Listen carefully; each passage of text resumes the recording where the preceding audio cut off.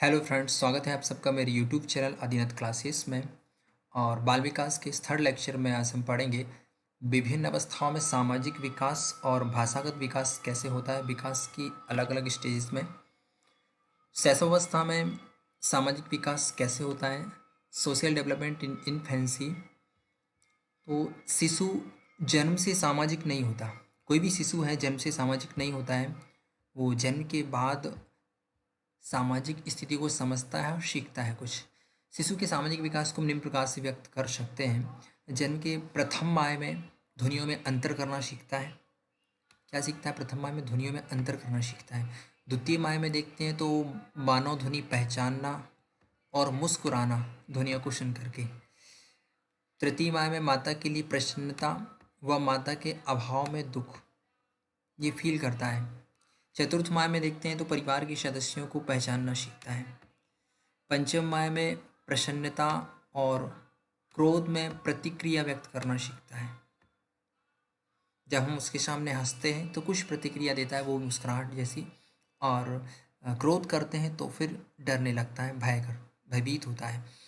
षष्ठम माह में देखते हैं, 6 मंथ में परिचितों से प्यार और अन्य लोगों से भयभीत होना सीखता है। 7th मंथ में अनुकरण के द्वारा हाव भाव भी सीखना प्रारंभ कर देता है। 8 और 9th मंथ में विभिन्न संवेग, संवेग मीन्स क्या है? प्रसन्नता, क्रोध और भय का प्रदर्शन करना सीखता है। प्रसन्नता, प्रसन्न होता है, मुस्कुराहट आती है चेहरे पे थोड़ी सी। और जब गुस्सा होता है, कभी कभी क्रोध में भी आ जाता है, कभी कभी डरता भी है। तो जैसी सिचुएशन होती है, सामाजिक स्थिति को देख करके, वैसे एटमोसफियर को देख करके वो प्रतिक्रिया देता है। 10वें और 11वें माह में प्रतीक्षाया के साथ खेलना, अपनी सेल्फ बॉडी की जो प्रतीक्षाया बढ़ती है उसके साथ खेलना प्रारंभ कर देता है। और नकारात्मक विकास भी होता है इस टाइम पर। और सेकेंड ईयर में देखेंगे तो बड़ों के कार्यों में सहायता करना, सहयोग करना और सहानुभूति का विकास हो जाता है। थर्ड ईयर में बालक आत्म केंद्रित हो जाता है। और फोर्थ ईयर की समाप्ति तक बालक बहुमुखी व्यक्तित्व वाला, मतलब मित्र बनाने लगता है। बहुमुखी, बहिर्मुखी हो जाता है, मित्र बनाने, बाहरी लोगों से अपना संपर्क साधने लगता है, मित्र बनाने लगता है। तो ये थी स्टेजेस शैशवावस्था में सामाजिक विकास की।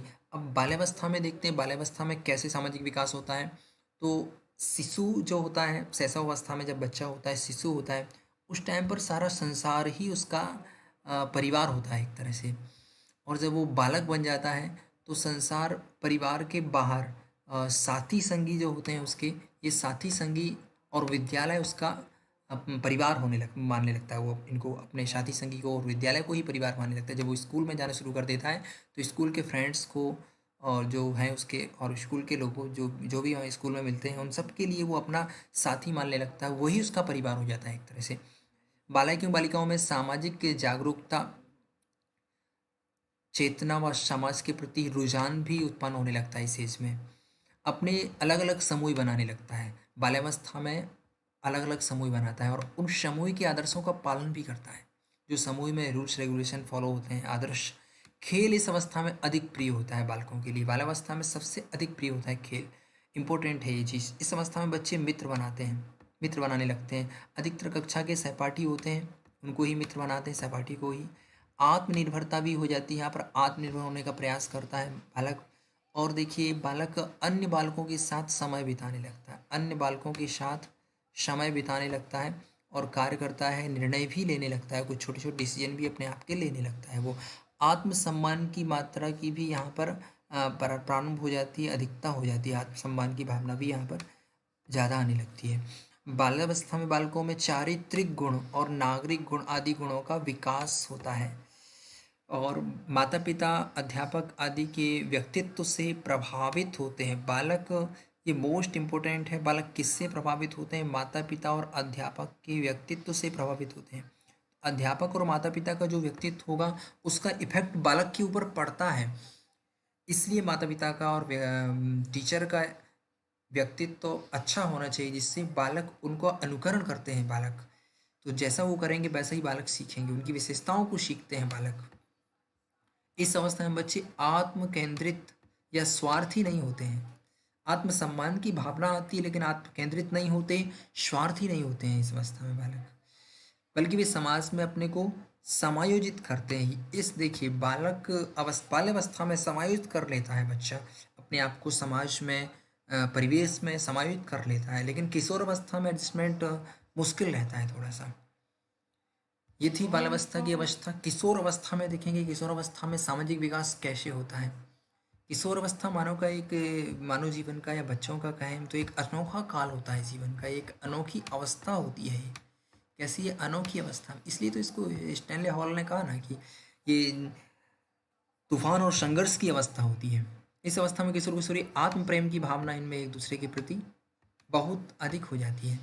वेशभूषा पर ध्यान देने लगते हैं बच्चे इस अवस्था में। किशोर स्वयं को आकर्षक बनाने में अधिक समय व्यतीत करने लगते हैं। इस अवस्था में किशोर किशोरी में विषम लिंगी आकर्षण होता है, मतलब अपोजिट सेक्स रिलेशन इस अवस्था में ज़्यादा बढ़ता है। किशोर अवस्था में, एडोलसेंट में वे एक दूसरे के साथ समय बिताने के लिए उत्सुक रहते हैं। किसके साथ? अपोजिट सेक्स के साथ में समय बिताने के लिए उत्सुक रहते हैं। इस आयु में बच्चे अपने समूह के सक्रिय व प्रतिष्ठित सदस्य बन जाते हैं। जो भी ग्रुप बनाते हैं और ग्रुप के सदस्य बन जाते हैं और समूह के लिए कुछ भी करने को तैयार हो जाते हैं। जो फ्रेंड सर्किल जैसा कहेंगे वैसा करने को तैयार हो जाते हैं, मतलब फ्रेंड सर्किल में रहना पसंद करने लगते हैं इस अवस्था में। इस अवस्था में आयु में बच्चों में आत्मसम्मान की भावना बहुत अधिक होती है और वो अपने को बच्चा ना मान करके वयस्क मानने लगते हैं। किशोर अवस्था में अपने आप को वयस्क मानने लगते हैं। संवेगों की यहाँ पर तीव्र अभिव्यक्ति होती है और वे अपनी इच्छाओं को समाज के मापदंड के खिलाफ भी पूरा करना चाहते हैं। संवेगों की तीव्रता होती है यहाँ पर, संवेग जागृत होते हैं और उन संवेगों से जो उनकी इच्छाएं उत्पन्न होती हैं, उन इच्छाओं को वो समाज के खिलाफ भी पूरा करना चाहते हैं।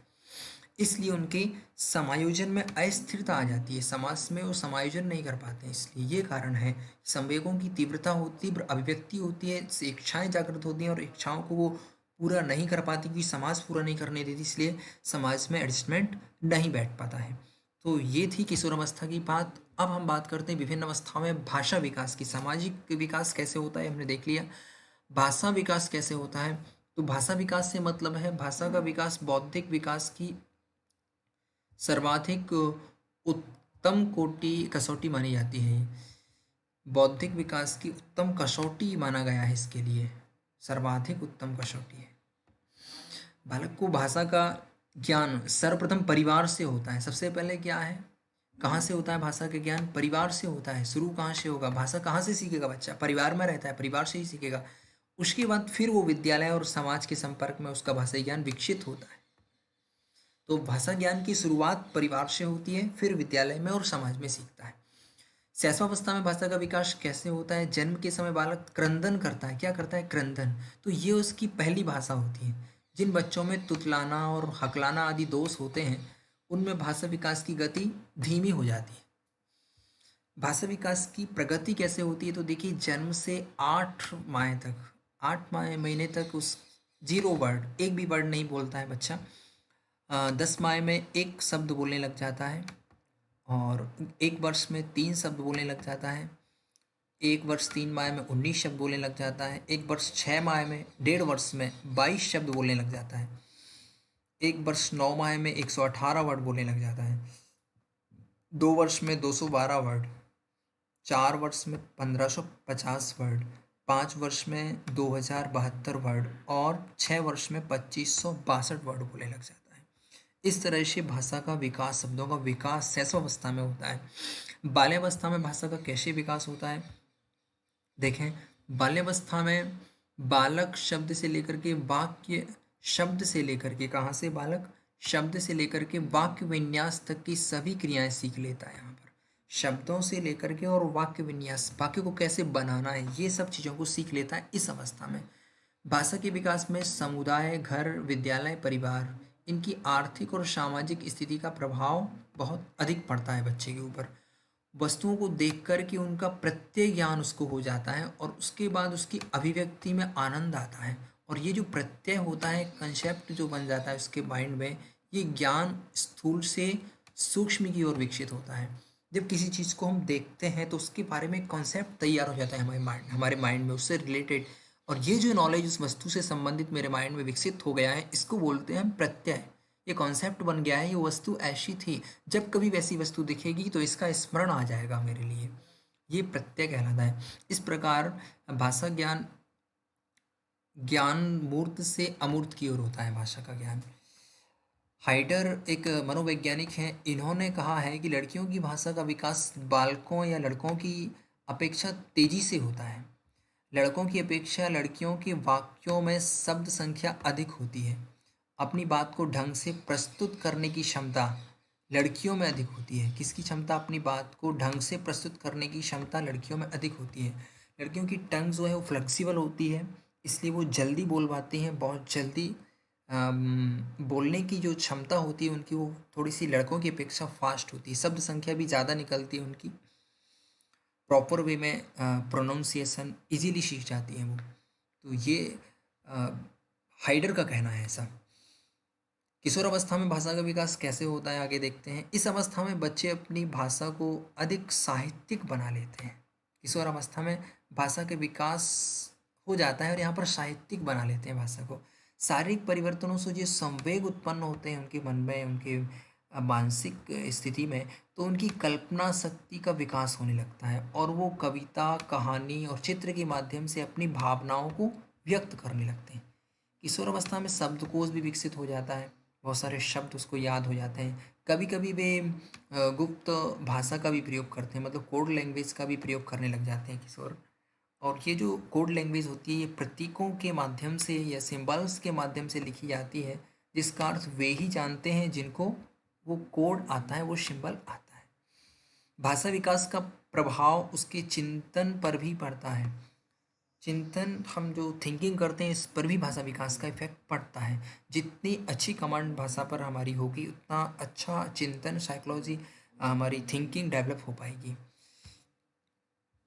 भाषा विकास के बारे में कुछ जनरल पॉइंट्स हैं, इनको भी हम देख लेते हैं। भाषा विकास स्वतः होती है, भाषा का विकास स्वतः होता है, एक तरह से कह सकते हैं। कुछ विकास स्वतः होता है और कुछ भाषा अनुकरण से सीखी जाती है। जन्म के समय शिशु केवल रोता है, शब्द नहीं बोलता। 2 वर्ष का बालक अपनी आवश्यकता की पूर्ति करने के लिए सभी शब्दों का ज्ञान कर लेता है, जो उसके लिए आवश्यक है उन शब्दों का ज्ञान कर लेता है। बाल्यावस्था में शब्द भंडार बढ़ता है। किशोरावस्था में किशोरों की भाषा साहित्यिक हो जाती है।